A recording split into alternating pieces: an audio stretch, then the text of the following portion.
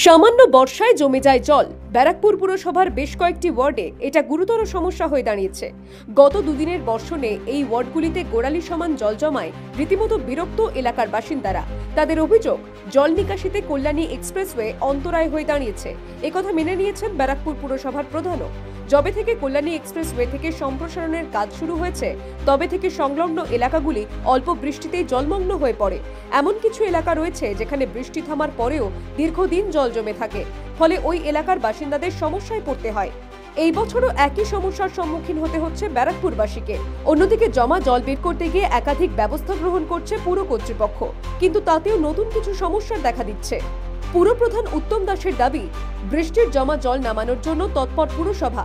সেই মতো পুরসভার সাফাই বিভাগ জমা জল নিষ্কাশনের কাজ করে চলেছে। পাম্পের সাহায্যে জল নামানোর কাজ করছে পুরসভা। কিন্তু কল্যাণী এক্সপ্রেসওয়ে অথরিটি যে কাজ করেছে তাতে পুরসভার জল নিকাশি ব্যবস্থাকে বিপর্যস্ত করেছে। কারণ পুরসভার জমা জল যে রাস্তায় বের হয় তার উচ্চতা বর্তমানে নিচু হয়ে গেছে, ফলে জল বের হচ্ছে না। তবে সেই সমস্যার সমাধান করতে পুরসভা পৃথক দুটি ব্যবস্থা গ্রহণ করেছে, তার কাজও শুরু হবে। যেটা সমস্যা তৈরি হয়েছে, যেটা হাইওয়ে অথরিটি কল্যাণী রোড যারা করেছে, তারা যে আমাদের যে আউটলেট জলটা বেরোনোর যে জায়গাটা, সেটাকে প্রায় বেড লেভেল থেকে 3.5 ফুট হাইটে চলে গেছে, যে কারণে আমাদের জলটা ওখান দিয়ে বেরোচ্ছে না।